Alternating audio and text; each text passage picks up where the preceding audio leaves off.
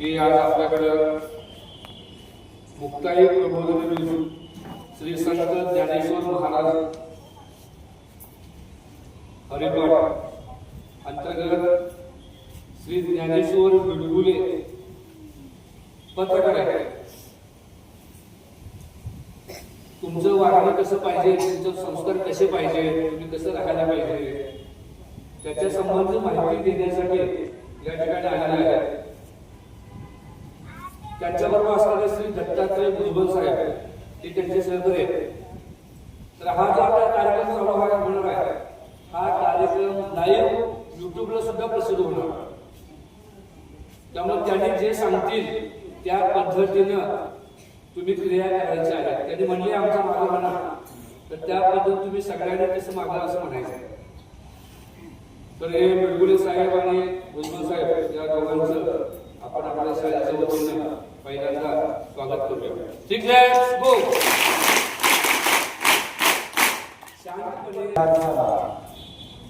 संपूर्ण अंधार सारा उजळूदे आकाश तारे नंदाळ्या पहाटेचे इथे वाहुदे आनंद वारे जागे यावी सृष्टीला की हो दे माणूस जागा मार्ग सारे स्वच्छ व्हावे घट्ट व्हावा प्रेम धागा मार्ग सारे स्वच्छ व्हावे अनमने ही साफ व्हावी ही सायंकाळ रोज यावी माणसाचा देव व्हावा माणसाचा देव व्हावा. मिरज हायस्कूलचे सर्व गुरुदेव आणि तुम्हा बालमूर्तींना ज्ञानेश्वर बिडगुलेचा मनापासून मनपूर्वक नमस्कार. खरं तर सर आमच्या 70 पेक्षा तुमची 35ची पिढी हुशार आहे. 35 पेक्षाही ही 15, 16, 17ची पिढी हुशार आहे. पण भानगड काय झाली ही जरा जास्तच हुशार आहे. जे चाललं एक पर्यंत पोहोचत नाही, पोहोचलं तरी डोक्यामध्ये घेत नाही. बघा संतांचे अभंग 700 वर्षानंतरही प्रत्येक गावात काकडा भजन परिपाठ हरिपाठ कीर्तन प्रवचनामध्ये गायले जातात. ते तुमच्या कानावर पडत नाही. तुमच्या कानावरली मोठाली मुलं, तुमच्या कानावरली की शांताबाई गेली आला बाबा. मला सांगा संतांचे अभंग 700 वर्षानंतरच्या चाली चांगल्या असतात, अर्थ चांगला असतो, तो तुमच्या डोक्यामध्ये नाही. म्हणजे डीजेचं ऑर्केस्ट्राचं सिनेमाचं गाणं एकच वर्षी येतं, दुसऱ्या वर्षी गायब होतं. त्याच्या तालावर तुम्ही नाचता, तुम्हाला कोणी बोलवत नाही. पण डीजे वाजला का तुम्ही मागं हात पुसता आणि तिकडे जाऊन टंगड्या उडीत जाता. लुंगी डान्स बघा. नाचायचं असेल तर हरिपाठामध्ये नाचा, नाचू कीर्तनाचे रंगी ज्ञानदीप जाऊ. बघा संतांनी 700 वर्षापूर्वी जे अभंग लिहिले तो हरिपाठ. तुम्ही काय गीता गाथा भागवत ज्ञानेश्वरी मोठा ग्रंथ उचकटणार नाही, परंतु छोटासा हरिपाठ आहे. आणि त्या छोट्याशा हरिपाठातूनच तुम्हाला जो अध्यात्म परमात्मा संस्काराची एंट्री तुमच्या डोक्यामध्ये झाली. तरच हरिपाठामध्ये 38 नंबरचा अभंग आहे. अवघाचे संसार सुखाचा करेल. अवघाचे संसार म्हणजे कोणाचा म्हटलंय? आपल्या घरातला म्हटलंय का? अवघाचे संसार सुखाचा करीन आनंदे भरीन तिन्ही लोक. अवघाचे संसार म्हणजे कोणाचा म्हटलंय? आपल्या घरचा नाही. पप्पा मम्मी गुड्डी गुड्डू चौघांचा नाही म्हटलं, अख्ख्या जगाचा. विश्वाचा संसार सुखाचा करील आणि आनंदे भरीन तिन्ही लोक. म्हणजे आपल्या घरातले 3 लोक नाही, स्वर्ग मृत्यू पाताळ सगळीकडे आनंद निर्माण करील. अभंगाच्या एका चरणाचा अर्थ एवढा मोठा असतो, तो तुमच्या डोक्यात बसत नाही. मला सांगा ते डीजेचं गाणं काय गाणं असतं? वाईट प्राण्यांची नावं असतात त्या गाण्यामध्ये. बघा काला कामा काट खाय गा लागेल किंवा मुंगळा मुंगळा. पण संतांच्या अभंगात 700 वर्षानंतरही राजदेवाने का वाटतात? रूपभात आलोचनी देवाची आद्वारी सुंदर ते जाणं युवनेचे रोप हे जे का रंगले गांधले. 700 वर्षानंतरही याचा अर्थ बदलला नाही.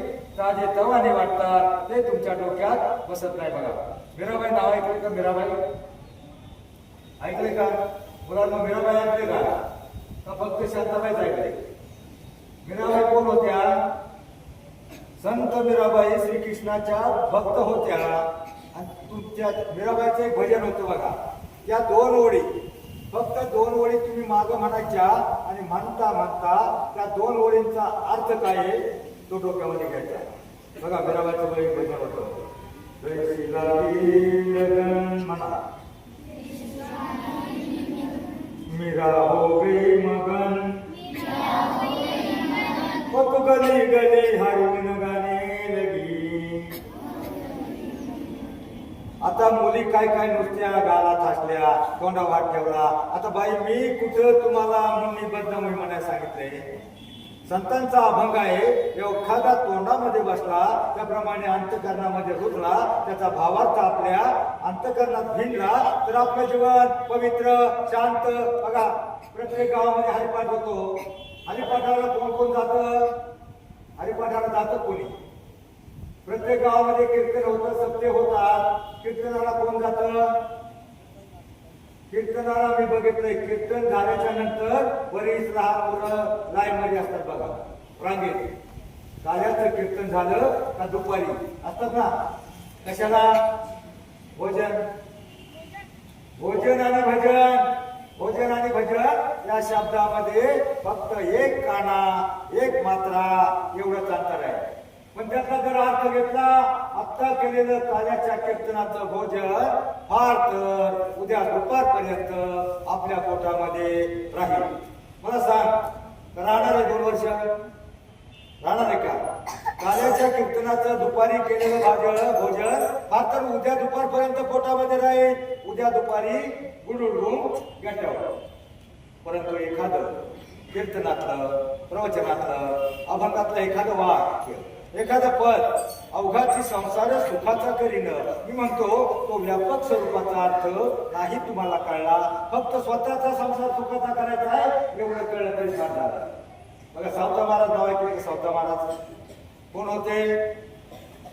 संत सावता महाराज माळी समाजातले. आपली शेती करायचे, मळा पिकवायचे, मोठ चालू करायचे, पाणी द्यायचे आणि कांदा मळा भाजी अवघी मिठाई भाजी. त्यांनी फक्त आपल्या कामाचाच आपला देव मानला होता. कांदा मळा भाजी अवघी मिठाई भाजी, कोथंबिरी अवघा झाला माझा हरी, मोठं डाळा विहिरी अवघी भाजी कंदरी. सावता म्हणे केला मळा, विठ्ठल पायी होईल गळा. सावता महाराजांचं गाव आरण, सोलापूर हायवेच्या पलीकडं 35 किलोमीटर पंढरपूर असताना सावता महाराज कधी पंढरपूरला गेले नाहीत. कधी गेले नाहीत पंढरपूरला. परंतु आपल्या शेतामध्ये काम करता करता, काम करत असताना ते देवाचं नाव घ्यायचे. बघा आपण शेतकरी समाजातला माणूस आऊत चालू केलं तर काहीतरी गाणं म्हणतो. ते मोठ चालू केलं तर त्यांचं मोठ्याचं गाणं वेगळं असतं बघा. शिल्पा देवाची कृपा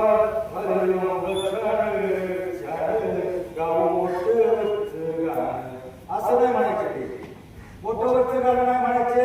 मोठ चालू केली, पहिलं पुढे जायला लागली, पाठाला पाणी सुटलं तर त्यांचं गाणं सुरू व्हायचं. ते विठ्ठल विठ्ठल नामाचा गदर करायचे, विठ्ठल विठ्ठल म्हणायचे.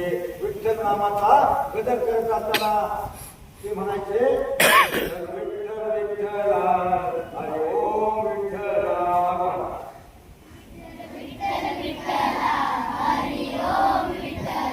विठ्ठल विठ्ठल विठ्ठल हरी ओम विठ्ठल.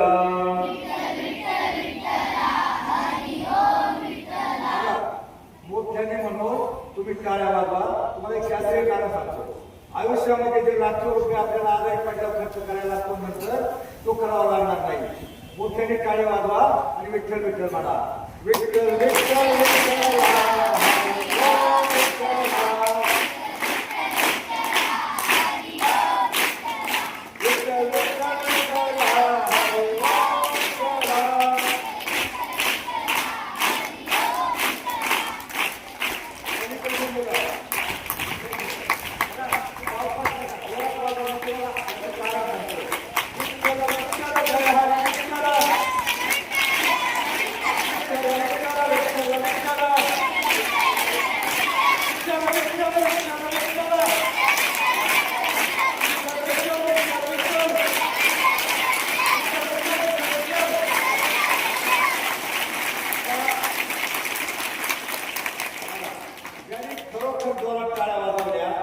त्यांनी सांगा हाताला झिंझिन झाल्या काय? हाताला झिंझिन झाल्या काय झालं माहितीये का? तुमच्या सगळ्या रक्तवाहिन्या ज्या वरच्या खाली आहेत ना, त्या खाली आल्या. आणि विठ्ठल विठ्ठल त्याने जोरात म्हणले ना, विठ्ठल या शब्दावर जोर दिला की आपल्या अंतरंगामध्ये, पोटामध्ये, हृदयामध्ये सगळ्या रक्तवाहिन्या कंपन होतात, कंपित होतात. म्हणजे आपल्या पोटामधल्या, हातामधल्या सगळ्या रक्तवाहिन्या प्रवाहित होऊन डोकाच्या केसापासून पायाच्या नाकापर्यंत सगळ्या रक्तवाहिन्या प्रवाहित होतात. फक्त दिवसातून 5 मिनिटं तुम्ही असं केलं, एखादा अभंग म्हणला, थोडासा रनिंग केलं, 10 मिनिटं व्यायाम केला, आयुष्यामध्ये तुम्हाला बीपी, शुगर, रक्तदाब, मधुमेह, कोलेस्ट्रॉल, चरबी, कॅन्सर, अटॅक येणारच नाही. अटॅक म्हणजे काय असतं सर? एखादी रक्तवाहिनी बंद होते. रक्तवाहिनी का बंद होते? आपण धावपळ करत नाही, रक्त काम करत नाही, इटाला सफाई करत नाही. दिवसातून 2 वेळा घाम आला ना, दिवसातून 2 वेळा घाम, 5-10 मिनिटे काम करा. घरचं शेतकऱ्याची मुलं असेल, आपलं शेतकऱ्याच्या कोणत्याही घरचं काम असेल, मुलींनी आई वडिलांना मदत करावी, सफाई करावी, इथं शाळेची सफाई करावी, घरचं काय शेतीतलं काम असेल ते करावं. कामामध्ये काम, विठोबाचे नाम करता करता सावता महाराज आपलं काम करत असताना विठ्ठलाचं नाम घ्यायचे. मला सांगा मुलांनो, विठ्ठलानं सावता महाराजांनी आपला देव आपल्या कामामध्ये पाहिला. शेतात काम करायचं, कानामुळा भाजी पिकवायची, याच्यामध्ये देव पाहिला. आता मला सांगा, सावता महाराजांनी देव कामात पाहिला. तुमचा देव सध्या कशामध्ये आहे? अभ्यासामध्ये. हा मला टीव्हीत नाही ना. बघा, जगातली कोणतीही शक्ती तुम्हाला मोठं होण्यापासून रोखू शकत नाही. काही शत्रू आहेत. मानव जीवनामध्ये 2च प्रकारे मोठा होऊ शकतो. किती प्रकारे? एक शिकून, दुसरं सवरून. शिकून म्हणजे शिक्षण, क्षणाला शिकायचं असतं. लहानपणी तुम्हाला एक गोष्ट होते, 2 लहान पाण्याची शर्यत लागते, त्यातला एक जिंकतो. कोण जिंकतो? चप्पल कोण होता? चप्पल ससा होता. तरी का जिंकला? थांबला नाही. मग या गोष्टीमधून तुम्ही काय शिकायचं? प्रत्येक धड्यामधून काहीतरी धडा घ्यायचा असतो, प्रत्येक गोष्टीमधून काहीतरी बोध घ्यायचा असतो. या गोष्टीमधून तुम्ही काय शिकायचं? थांबायचं नाही. रोजच्या रोज अभ्यास, गृहपाठ, होमवर्क, रोजच्या रोज नियमित अभ्यास केला तर तुम्ही जीवनाची शर्यत जिंकणार आहात. सर, मी महाराष्ट्रभर फिरतो.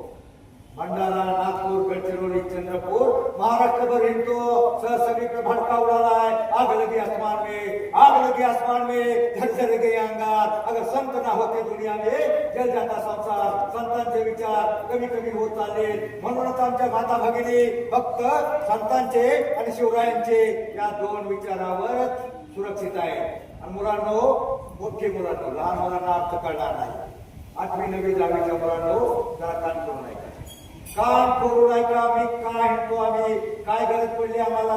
तर प्रत्येक गावामध्ये सर एवढं प्रदूषण झालंय, भडका उडालाय. प्रत्येक गावातली 10 ते 12% मुलं बिगर लग्नाची आहेत. आणि ती कोणती आहेत? एका वधू केंद्राचा सदस्य आहे. 10 ते 12% मुलं बिगर लग्नाची आहेत. ती कोणती? आता टंगळ मंगळ करतात, सरांचं ऐकत नाहीत, आई बापाचं ऐकत नाहीत, नीट अभ्यास करत नाहीत, कुठेतरी उन्हाळ्या करतात, उन्हाळ्याबरोबर 2 महिने निवडणुकीला जातात, धाब्यावर जाऊन खाऊन पिऊन बिघडतात, पुढे डीजे पुढे नाचायला जातात, पुढे ऑर्केस्ट्रा पुढे जातात, आणि त्या नाचून एखाद्या बिघडलेल्या पोराच्या नादानं बिघडतात. आणि आपलं करिअर संपतात.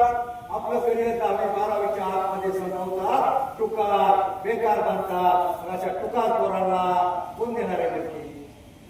तर प्रत्येक गावातले शोकांतिका आहे. मी एका वधूवर स्वच्छ केंद्राचा सदस्य आहे. म्हणून सांगतो मुलांनो, मला माहितीये तुम्ही राष्ट्रपती नाही होऊ शकणार. मला माहितीये तुम्ही राष्ट्रपती नाही होऊ शकणार. अब्दुल कलाम, डॉक्टर हुसेन, जयसिंग सारखे राष्ट्रपती नाही होऊ शकणार. पण कमीत कमी तुम्ही जीवनामध्ये पती व्हावा, हाच माझा प्रयत्न आहे. कारण अलीकडे बघा, व्यसनी मुलाला, बिघडलेल्या मुलाला, करिअर न केलेल्या मुलाला 10 ते 12% मुलांना मुली मिळत नाही. दिवसभर केंद्रामध्ये काम करतो आणि मुलींसाठी वेगळाच प्रकार आहे. मुलींचं वेगळं गणित आहे, मुलांचं वेगळं गणित आहे. पहिले एक नमवती तो चहा असेल, त्याला पोलीस स्टेशन कोर्टाची पायरी चढून आहे. पण आताची मन सांगतो, तो चहा असेल, त्यांना नादान बरोबर धाब्याबरोबर जेवायला लागलाय, तिथे पुढे नाचायला जाऊ नये किंवा एखाद्या वाईट बिघडू नये. बस एवढंच केलं तरी फार झालं. तुमच्यातला प्रत्येक जण मोठा होऊ शकतो हा विश्वास देण्यासाठी मी तुमच्या समोर आलो आहे. आपल्याला कोणत्या घराण्यात जन्म घ्यायचा, देवाने आपल्याला कोणता कलर द्यायचा हे आपल्या हातामध्ये नसतं. पण जन्मल्यानंतर शिकून सवरून कसं मोठं व्हायचं हे नक्की तुमच्या हातामध्ये आहे. मला सांगा, बऱ्याच मुलांना असं वाटतं अरे आम्ही गरीबाचे, आम्ही सरकारी शाळेमध्ये शिकतो, मी कमी हुशार, मी गुटखा, मी लुकडा, मी काळा, मी मुंगळा, मी कसा मोठा होणार? प्रत्येक जण मोठा होणार. तुमच्यातला प्रत्येक जण मोठा होणार. फक्त तुमच्यामध्ये आत्मविश्वास जागा करा. मला मोठं व्हायचंय. माणसाला जीवनामध्ये यशस्वी होण्यासाठी माणसाजवळ आत्मविश्वास हवा. आणि तो आत्मविश्वास मिळवण्यासाठी थोडा तरी संतांचा आणि शिवरायांचा इतिहास हवा. जगाला कसं या मला छत्रपती शिवरायांनी शिकवलं, मला कसं हे शंभूराजांनी शिकवलं, आणि वाघावर कसं हे संत आणि समाज सुधारकांनी शिकवलं. आता मला सांगा, आपल्याला कुठं शंभूराजासारखं म्हणायचंय का? आपल्याला कुठं शंभूराजासारखं म्हणायचंय? आपल्याला कुठं भाजी करून सारखी खेळ आणायचे? आपल्याला कुठं भगतसिंगासारखं फासावर लटकायचंय? आपल्याला एकच काम करायचंय. काय करायचंय? शिकून सवरून मोठं व्हायचंय. मुलांना तुमच्यातला प्रत्येक जण मोठा होऊ शकतो. पण काही शत्रू आहे ते तुम्हाला मोठे होऊन देणार आहे. कोणते शत्रू तुमच्या आतमध्ये आहेत आणि कोणते दुश्मन बाहेर आहेत? टिंब हा माणसाचा सगळ्यात मोठा शत्रू. कोणता? आळस, कंटाळा, बेफिकिरी. काय अभ्यास केलं तर काय, सर थोडस छडी दोन छड्या मारते. मुलांना तुमच्या माहितीसाठी सांगतो, सरांचं काही बिघडणार नसतं. तुम्हाला मोठं व्हायचं असेल, आपले शत्रू पहिले बाहेर काढा आणि त्यापेक्षा एक जरा ताण बसा, जरा ताण बसा, सगळे ताण बसा. कारण येत्या एक तासामध्ये मी तुमची बॅटरी इतकी फुल चार्जिंग करून देणार आहे, कमीत कमी तुमची लग्न होईपर्यंत उतरणार आहे.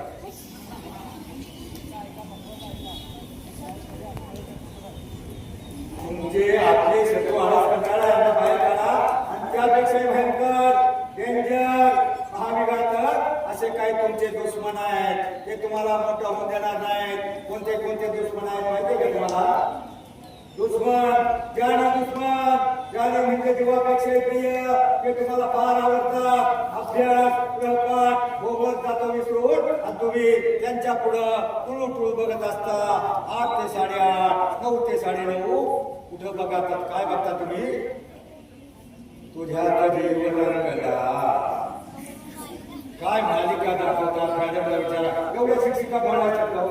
पहिला एवढा भरवतो आणि शिक्षिका एवढ्या असते का?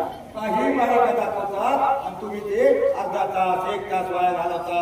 आणि अभ्यास राहतो, माग होमवर्क राहतो. आणि दुसऱ्या दिवशी मॅडमला म्हणता, मॅडम माझं डोकं दुखत होतं. आणि डोकं कुठं लावलं होतं? मुलांनो, तुमचे जे ज्ञानी दुश्मन आहेत ना, त्यातला पहिला टीव्ही. एखादी मालिका बघा. कोणती मालिका एक आली होती, बघण्याजोगी होती, तेवढंच बघा, बाकी बघूच नका. टीव्ही मध्ये काय स्टोरी असते? एका बाईनं दुसऱ्या बाईची होडी कशी करायची आणि तिनं त्याच्यावर होडी कशी करायची, याच्या पलीकडे असते का स्टोरी?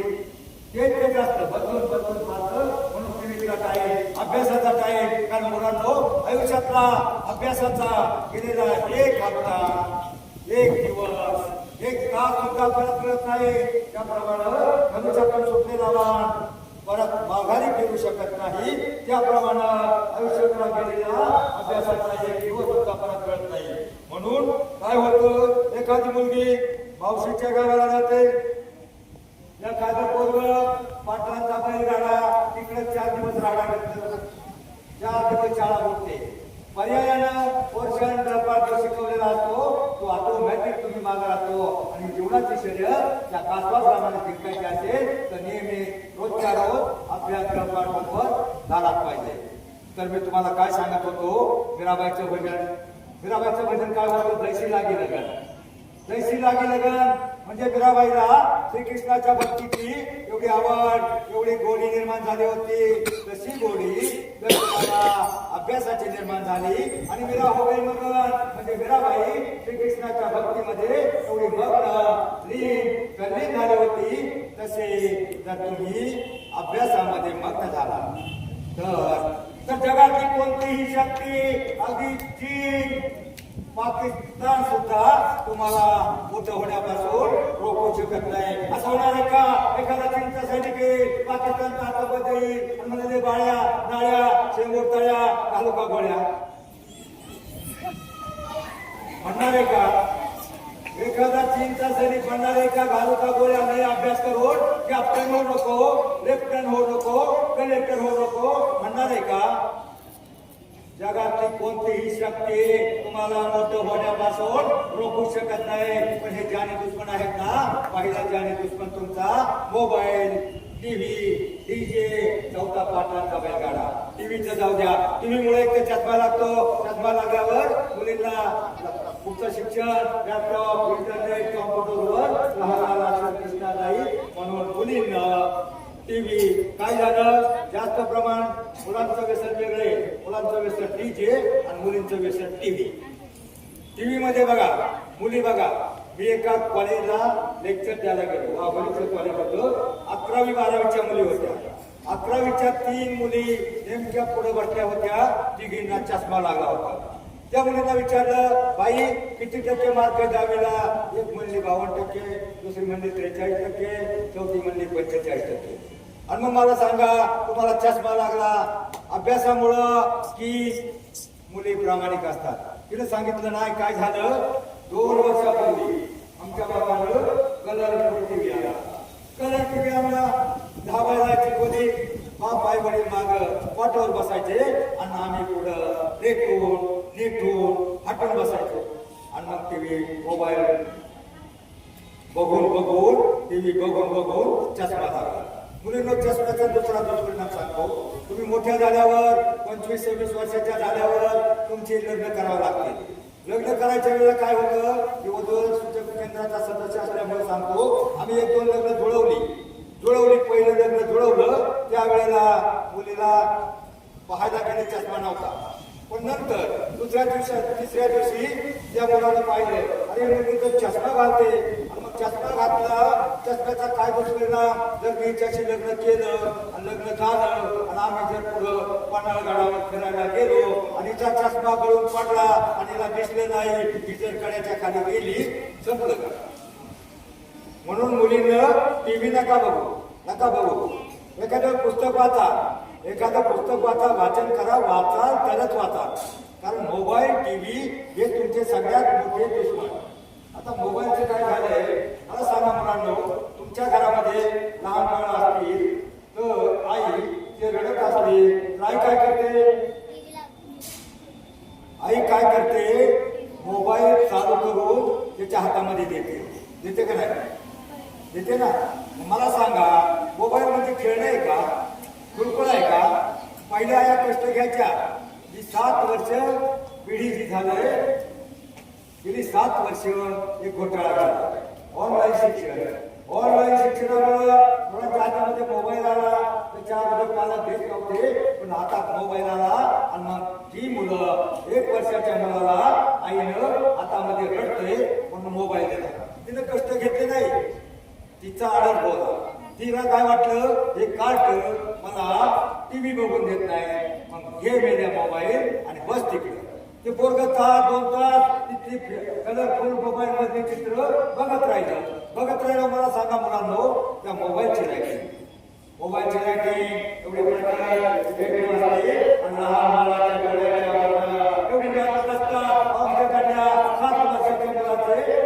डोळे खराब झाले, मेंदू हँग झाला, डॉक्युमेंट झाला, 1 करोड दवाखान्यात नेलं, 35 लाख रुपये खर्च झाला, आजही बरं झालं नाही. मुलांना नका बघा मोबाईलची गरज फक्त मोठं झाल्यावर शैक्षणिक कारणापुरता ते उघड वापरा.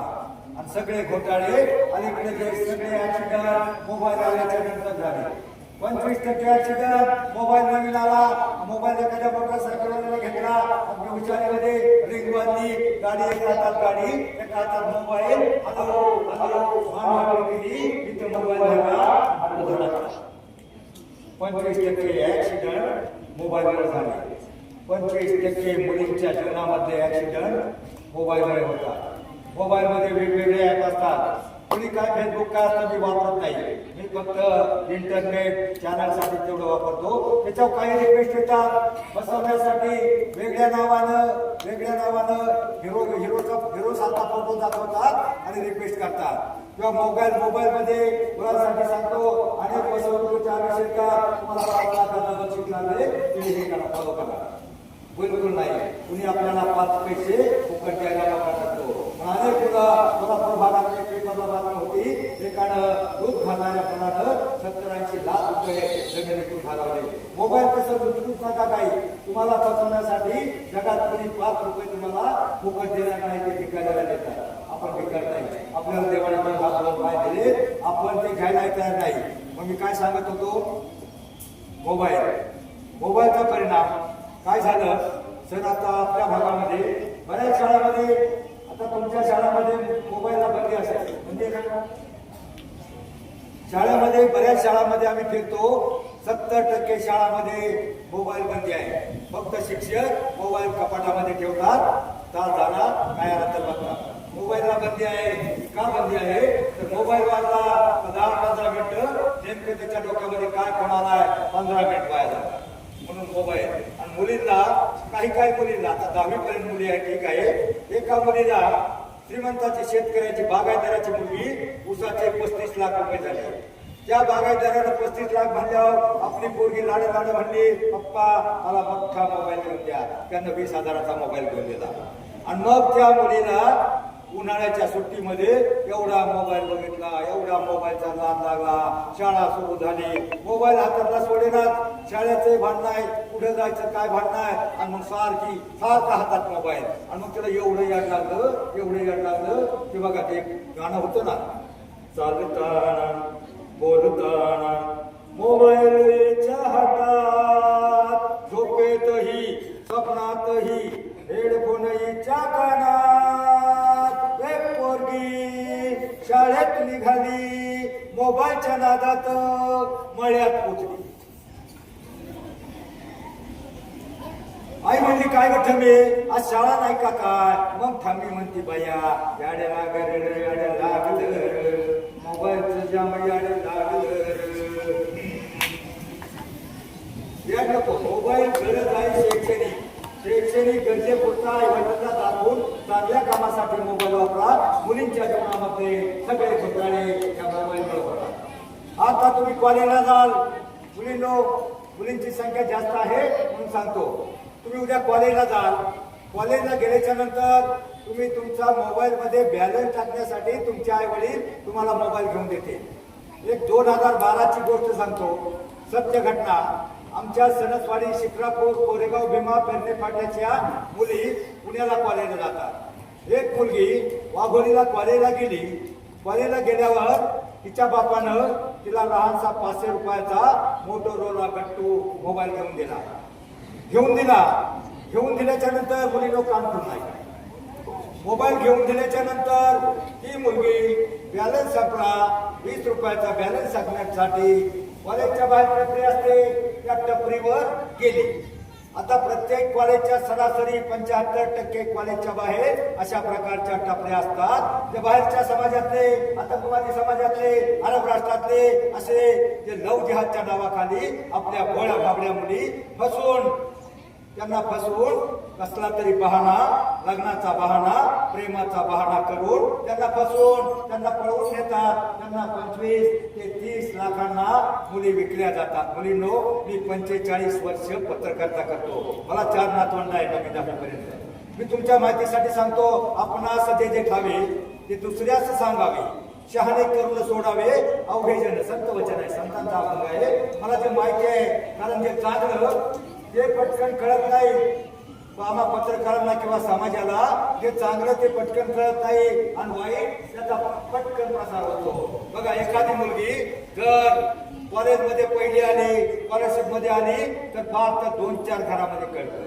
पण जर एखादी मुलगी बाच्यात पळून गेली तर ते अख्ख्या गावामध्ये प्रसार होतो. शेजारची बाई तिच्या शेजारच्या बाईला म्हणते भैया तुला माहितीये का शेजाऱ्याची मुलगी पळून गेली. आणि मग ती तिच्या पलीकडं अख्ख्या गावामध्ये एका दिवसात वार्ता करते. पण ते चांगलं आहे ते सगळीकडे प्रबोधन चाललंय. लोकांना पटत नाही, लोकांना भावत नाही. चांगलपणाची बातमी आमच्या पेपरला सुद्धा एवढी देते आणि एखाद्या मुलीचं किंवा काय प्रकरण असलं ती बातमी मोठी येते. कारण दूध घालणारा बघा, दूध घालणारा त्याला घरोघरी जाऊन 4 घरं 10 घरं फिरावी लागतात आणि तरी त्याला विचारलं जातं, अरे भैया दूध में पाणी तो नाही डाला, पाणी तर घातलं नाही ना. आणि दारूवाला मटणवाला त्यांच्या घरापुढे जाऊन त्यांच्या दुकानापुढं लाईन नाही. म्हणजे जगामध्ये असं झालं या कलियुगामध्ये ते चांगलं ते लोकांना पटत नाही. तसं ती मुलगी चार्जिंग करायला जायची, मोबाईल मध्ये बॅलन्स टाकायला गेली. आता तिथं लव जिहादच्या नावाखाली आपल्या मुळे पळवण्यासाठी एक समाज टपलेला आहे. एक पंटर बसवला असतो, त्याला 20,000 रुपये महिना देतात, मोटरसायकल देतात, खर्चायला पैसे देतात आणि ते फक्त मोबाईल शॉपिंग एक बहाणा असतो. मग काय झालं, त्या मुलीला पहिलं गेले 20 रुपयाचा बॅलन्स टाकला, तिथे थोडस बोलला, ओळख काढली. पुढल्या वेळेला ती मुलगी गेली आणि मग पुढच्या वेळेला त्यानं पुढचं पाऊल टाकलं. पुढचं पाऊल म्हणजे त्या मुलीशी तो बोलला. त्या मुलीला म्हटला, आज फार सुंदर दिसतेस म्हणल्यावर हसतेस. सुंदर म्हटल्यावर ती पोरगी चड्डी हलवायची, हसली आणि बसली. सुंदर दिसते हातली म्हणल्यावर त्याने अजून पुढलं बोलला, अरे तुझ्यासारख्या हुशार देखण्या टॅलेंटेड मुलीला कसला मोबाईल पाहिजे, एवढा मोबाईल वापरतेस गट्टू. ती म्हटली, मला इनफ पाहिजे, मला पुरेसा आहे. तो म्हटला, अरे भारीतला मोबाईल पाहिजे अँड्रॉइड. ती म्हटली, माझ्या बापाची आयफोन नाही म्हटल्यावर तो म्हटला, तुझ्या बापाची आयफोन नसेल तर मी देतो ना म्हटल्यावर तिला त्या सीतेसारखा थोडासा मोह झाला. तुम्ही रामायणात पाहिलं ना, सीतेला मोह झाला. रामाला म्हणजे, प्रभू मला ह्या काकाची टोळी हवी. रामाला वाटलं एवढे राजवैभव त्यागून ही जनक राजाची कन्या आपल्या बरोबर आले, तिची एवढी इच्छा का पूर्ण करणे. रामाला धनुष्यबाण उचललं, 90च्या स्पीडने पळाला. त्यावेळेला त्या हरिण 90च्या स्पीडने पळाला. ते हरिण माया होतं, ते झाडाच्या अदृश्य झालं आणि त्यानं रामाच्या ओरडण्याचा आवाज काढला. सीतेला वाटलं, अरे रामाच्या जीवाला काय धोका आहे. ती लक्ष्मणला म्हणजे, भाऊजी जागा त्यांच्या जीवाला धोका आहे. लक्ष्मण म्हणला, नाही माते त्यांच्या जीवाला काय होऊ शकणार नाही. परंतु तिचा विश्वास बसला नाही. ती लक्ष्मणला म्हणजे, भाऊजी म्हणजे तुम्हाला असं वाटतं का त्यांच्या जीवाला तिकडे काहीतरी बरं वाईट व्हावं आणि मी. लक्ष्मण म्हणला, जायला निघाला, परंतु परत माघारी आला. सीतेच्या संरक्षणाची जबाबदारी त्याच्यावर होती. जाताना त्यानं त्या कोटीच्या बाहेर एक रेषा आखली आणि ती रेषा ओलांडायची नाही असे सीतामाईला सांगितलं. मुलींनो, जी कुटीच्या बाहेर जी रेषा आखली त्या रेषेचं नाव काय मोठ्याने सांगा, मला ऐकायला कमी झालं. काय मुलींनी सांगा, काय नाव त्या रेषेचं? काय मुली, सगळ्या मुलींनी जोरात सांगा. लक्ष्मण रेषा जी प्रत्येक मुलीच्या जीवनात असते, ती ओलांडायची नसते. ओलांडली तर जीवनाचं रामायण बिघडतं आणि महाभारत घडतं. मग तसं त्या मुलीला निर्माण झाला.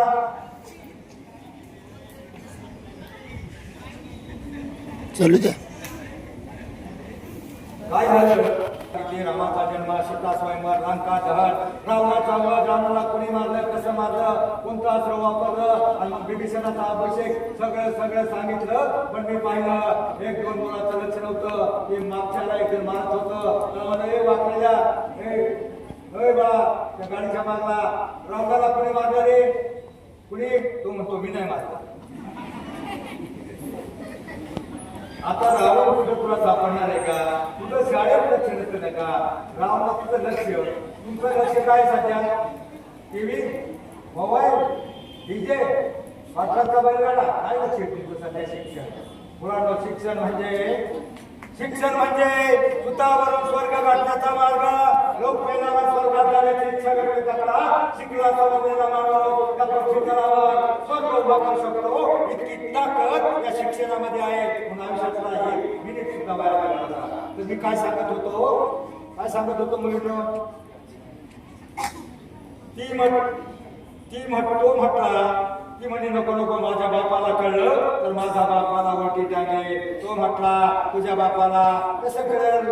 तुझा बाप तिकडं कुठेतरी शेतामध्ये कडबडत असल, कुठेतरी कंपनीत असल, कुठेतरी काम करत असल, घामाच्या धारा गाळत असल, रक्ताचं पाणी हाताची काढ काबाड कष्ट करत असल. तुला शिकवण्यासाठी पैसा उपलब्ध करण्यासाठी तुझ्या बापाला कसं कळेल? हा मुद्दा तिला थोडासा पटला आणि मग तिच्या मनामध्ये फायबल झालं. पण ती म्हणली नको नको मला तुझ्या बरोबर पुण्याला यायचं म्हणजे मला भीती वाटते. तो म्हणला भीती कसली? भीती कशाची? त्याने तो फेमस डायलॉग घालला. तो म्हणला सोनू सोनू तुझा माझ्यावर भरोसा नाही का? सोनूचा बिलकुल भरोसा नव्हता. सोनूचा भरोसा नव्हता. पण तिच्या मनामध्ये थोडासा मोह उत्पन्न झाला होता. लोक उत्पन्न झाला होता. मोबाईल मिळतोय तर तिला पण व्हायबल झालं. ते दोघं जण जाऊन शॉर्ट मध्ये सांगतो. मोह उत्पन्न झाला. त्याच्याबरोबर पुण्याला गेली. पुण्याला गेल्याच्या नंतर 20,000 रुपये त्याच्याकडे होते. 18,000चा मोबाईल घेतला. मुलांना किती उरले? 2,000. आता 2,000 उरले. पोरगी पुण्याला गेली. तिला भुलवायचे, तिला फसवायचे तर तिला उपाशी मारा आणता येईल का? एवढा वडापाव खायचा निघला. एवढा वडापावची अवकाश नव्हती खायची त्याची. तिला 5 स्टार हॉटेलमध्ये गेला आणि बिल आलं 1,800 रुपये. आता किती उरले? 200. बसला यायला 40 80 रुपये लागत होते. आता शहाणा व्हायचा ना त्यानं रस्ता पकडायचा. त्यानं अजून त्या पोरीवर भाव खायला. तो म्हटला त्याला आईस्क्रीम खाऊ. ती पण म्हणली हा हा बोंबाली 180 रुपये. आता किती उरले? किती उरले? 20 रुपये. यायला 80 रुपये लागत होते. प्रश्नचिन्ह होतं ते त्याला दाखवता येत नव्हतं. पण ज्याचा वेगळा डाव होता. ज्याचा डाव वेगळा होता ती गोष्ट वेगळी. 20 रुपये खिशामध्ये पायऱ्या उतरू लागला. शेवटच्या पायरीवर हॉटेलचा आला. तसा शेवटच्या पायरीजवळ त्याच्याच वयाचा भिंगारलेल्या केसाचा एक तरुण समोर आला आणि त्याला हात पसरला. 20 रुपये देणार साहब, 20 रुपये देना साहब. तो म्हणला 20 रुपये का क्या करेगा? 20 रुपये का क्या करेगा? तो म्हणला कुछ नहीं साहब, मोबाइल को रिचार्ज करना है, गर्लफ्रेंड को फोन करना है. जेव्हा तो हीरो म्हणला देख सोनू भिकारी ने भी गर्लफ्रेंड बनाया, भिकारी ने भी गर्लफ्रेंड बनाया. तेव्हा तो भिकारी म्हणला वैसा नहीं गर्लफ्रेंड ने भिकारी बनाया. टोटल 15 ते 35 ची पिढी आपला सगळा समाज भिकारी होत चालला आहे. 99.99% लोक गरीब होत चालले. फक्त 7 लोक अमीर होत चालले. आमच्या प्रत्येक घरामध्ये 4-4 8-8 मोबाईल असतात आणि आमच्या घरातले 1000-2000चं आम्ही रिचार्ज मारतो. आम्हाला त्याचं दुःख वाटत नाही. 1200 रुपये लाईटीचं बिल आलं. आमचा भाव लाईटीच्या ऑफिसमध्ये जातो म्हणतो साहेब 2 रुपये एवढं. पण मोबाईलचं एवढं बिल भरताना आम्हाला काही दुःख वाटत नाही. फक्त 7 लोक श्रीमंत होत चालले. कोणती? Adani, Ambani, Tata, Reliance, Vodafone, idea. काय आयडिया काढली सर त्यांनी? एक वायर ठेवून दिली आणि म्हणतात जिओ ठार मारायला. टोटल म्हणून मोबाईलचा गैरवापर झाला. मोबाईलचा गैरवापर नको.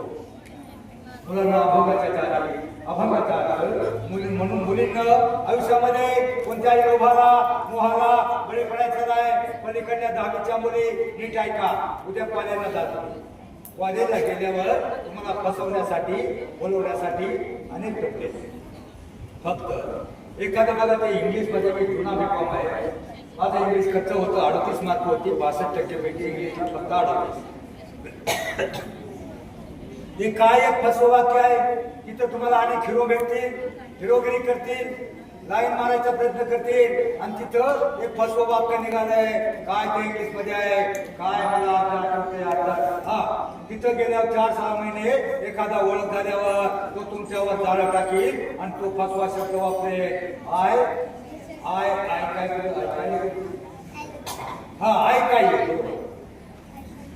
काय यू एखादा तुम्हाला म्हणे आई काय येऊ, त्याला म्हणायचं तुझी आय आणि तुझा बाप माझ्या आई बापाकडे घेऊन ये, मग बघू. मग तो घेऊन येत नसतो, त्याला तुम्हाला फसवायचं असतं. मुलींना तुमच्या माहितीसाठी सांगतो, ते लवकर काही नसतं, लवकर काही नसतं. सकाळच्या वेळी गावठाणात पडलेलं वासनेचं दम असतं. वास्तवाच्या उन्हात ते चटके बसले की ते वाद विरघळतं. एखाद्या भोळ्या भावड्या मुलींना फसवण्याचा डाव असतो. म्हणून मुलींना आयुष्यामध्ये जपून टाका पाऊल, जपून टाका पाऊल, कारण प्रत्येक वाट सारखी नसते. जपून ठेवा विश्वास, कारण प्रत्येक माणूस आपला नसतो. जपून घ्या निर्णय, कारण प्रत्येक पर्याय योग्य नसतो. जपून ठेवा आपलं मन, ते फक्त आपलं असतं. मनाचा ब्रेक, उत्तम ब्रेक, आणि मनाला ब्रेक लावण्याचं काम आमचं अध्यात्म, परमार्थ, संतांचे विचार करतात. बघा 35 लाख वारकरी गेल्या वर्षी पंढरपूरला होते. पाहिलं का टीव्हीमध्ये? हे बघा रावणाला कोणी मारलं, तू त्याला नाही मारलं, त्याला कडा मारला. ताट बसा, हात बांधून बसा. फक्त कंटाळा आलाय मुलांना, कंटाळा आला असं सांगा. आला बस करायचं, बस एवढं सांगतो. पंढरपूरला गेल्या वर्षी 35 लाख लोक होते. आमचे 35 लाख वारकरी, आणि बाहेरच्या देशामध्ये हाफ चंदी, हाफ कटवाल्या 10 ते 12 महिला यात्रेकरू येतात. इंग्लंड, अमेरिका, फॉरेन मधल्या येतात. आपला सोना पाण्यासाठी ते वाखरीपासून पंढरपूर पर्यंत लाईन लागते. लाईन लागलेली असताना आमच्या म्हाताऱ्या बाया मध्ये डिव्हायडरवर असतात. आणि ते काही बाजूला, एक बाजूला ज्ञानोबाची पालखी, एक बाजूला तुकोबाराची पालखी, कोणी बाजूला विठ्ठल नामाचा गजर चालू असतो. कोणी माऊली माऊली, कोणी ज्ञानोबा तुकाराम, विठ्ठल नामाचा गजर चालू असतो. कोणी भजन म्हणतंय, कोणी भोगी खेळतंय, कोणी मनोरा करतंय, कोणी गवळण म्हणतंय, कोणी भारू. कसला आनंद मिळतो यांना एवढा. बाहेरची ती हाफ कटवाली, हाफ चड्डीवाली मनात विचार करते, अरे फटक्या कपड्यातली ही लोक, एवढा कसला आनंद मिळतो यांना. बेबान होऊन ही फाटकी तुटकी लोक, ही गरीबडी लोक, एवढा आनंद कशाचा मिळतोय तिला नवल वाटतं. आमचा वारकरी आनंदानं बेहोश होऊन माऊली माऊली म्हणत नाचत असतो. आणि मग ती आपल्या म्हाताऱ्या बाया मध्ये डिवायडर उभे असतात, आणि त्यांच्या माग ती गुटकी अपघटवाली ती माग बघुनाची बघते. मग ती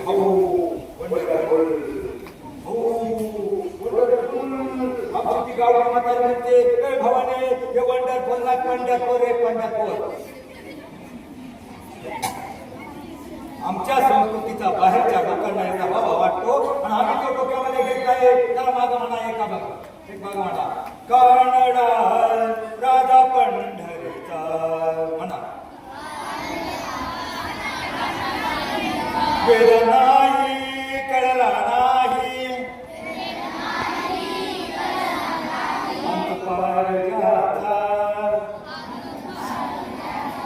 बघा जनाबाईची ओळख, जनाबाईचा अभंग तुम्हाला नवेला आहे. घरीला पंढरीचा तो आहे का नाही?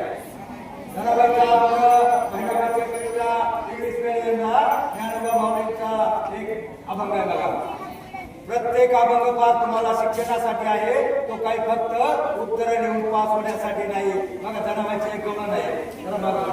लहान लहान लहान मुले घेऊन कोडकरी कोडकरी कोडकरी मना मोहन, लाजवी हा छत्रपाणी, जरी हसे हसे गाय गाणी.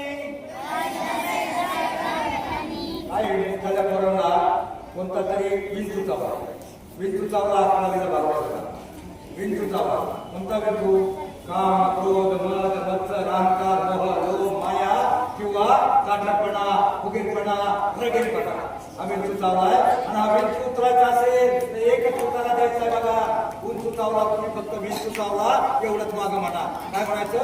फक्त विंचू चावला.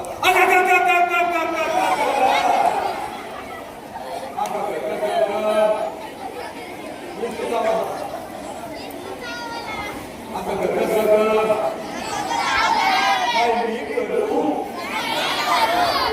फक्त विंचू चावला भाव, फक्त विंचू चावला म्हणा. काय मी करू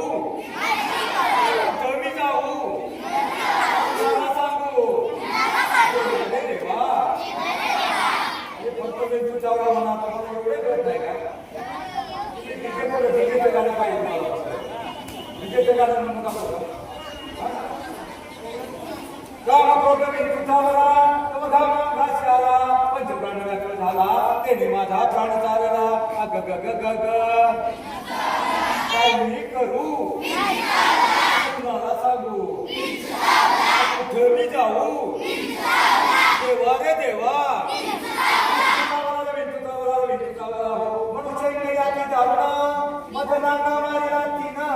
सर्वांगी वेदना जाणं त्या इंगळीचा ग ग ग ग ग काय मी करू कुणाला सांगू कुठं मी जाऊ देवा रे देवा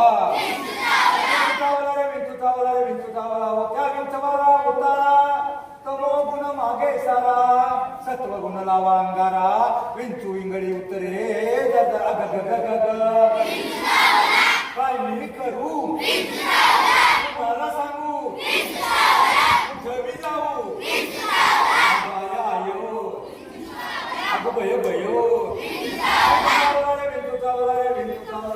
सत्व गुणारा देवना अवघा चालिना तमो गुण किंचित राहिले पुन पुन सर्व केली जनार्दने अग ग ग ग ग देवा रे देवा अग आयो अग बय बयो काय मी करू कुठं मी जाऊ कुणाला सांगू देवा रे देवा विंचू चावला हा विंचू तुमच्या दंभ अहंकार मत मस्ती लोभ मोह हा बाहेर काढण्यासाठी त्याला एक उत्तर आहे सत्वगुण म्हणजे संतांचे विचार संतांनी सांगितलं संतांचे अभंग कवळण भारोपदे ओवे गोव्या असतो त्याच्या चाली चांगल्या असतात त्याचा अर्थ चांगला असतो रामाजी महाराजांनी बघा तुम्ही सावता महाराजांना आपला देव आपल्या कामामध्ये दिसत होता तसा तुमचा देव अभ्यासामध्ये आहे तो दिसू द्या बस एक प्रश्न आहे हे पुस्तक मला द्यायचंय एक प्रश्न विचारतो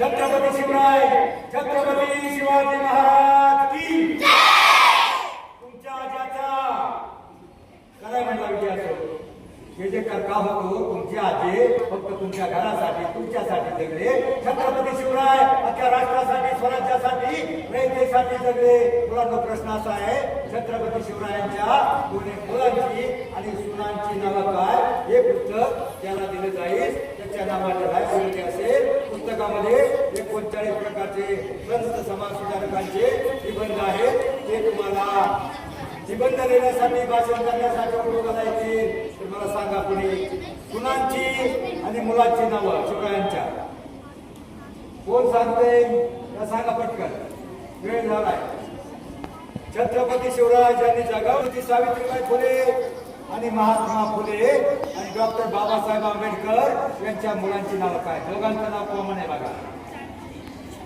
डॉक्टर बाबासाहेब आंबेडकर आणि महात्मा ज्योतिबा फुले यांनी शिक्षणाचं महत्व सांगितलं त्यांच्या मुलाचं नाव काय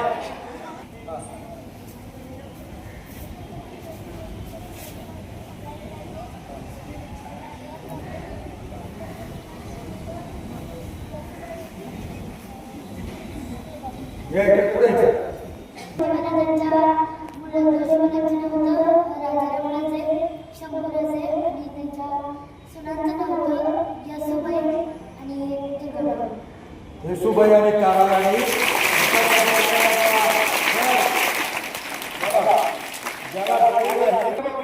असा इतका आनंद कमी पडेल एवढा समाजाचा भाषा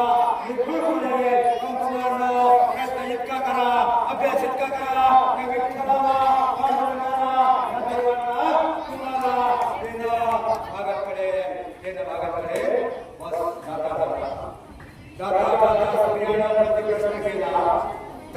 सूर्याने प्रतिप्रश्न केला माझ्यानंतर या जगाला कोण प्रकाश देईल त्यावेळी चंद्रशेखरला एक पंथी समोर माझ्या परीनं मी नक्की प्रयत्न करेन त्याच वेळेला माझ्यासारखे ठरवला कुठेतरी कानाकोपऱ्यात जाऊन केले चुके अज्ञानाच्या अंधाराला प्रकाशाचा जय हिंद जय महाराष्ट्र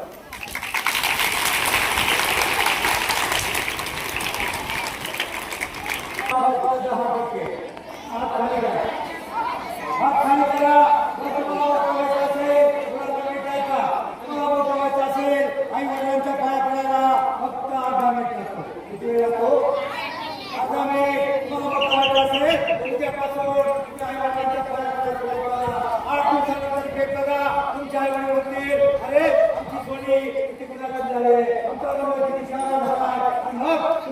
शिकवण्यासाठी रक्ताचं पाणी करतील, तुम्हाला शिकवण्यासाठी पैसा उपलब्ध करतील. आता मला सांगा, उद्यापासून आईवडिलांच्या विशिष्ट शाळा करणार, आईवडिलांच्या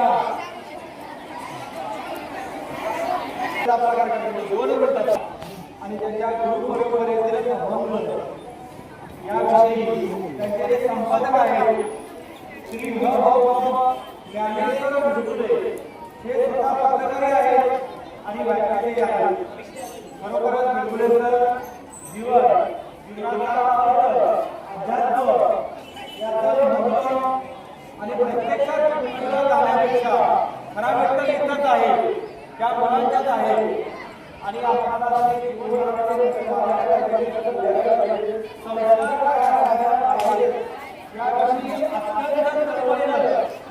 आणि आपण जीवनाचा अर्थ सांगितला, जीवनामध्ये आयुष्याचा महत्त्व सांगितलं. त्याबद्दल आमचा पीएमसी मिलन राजमित्र आणि सर्व विद्यार्थी यांच्या वतीनं तुमचं खूप खूप आभार मानतो आणि असं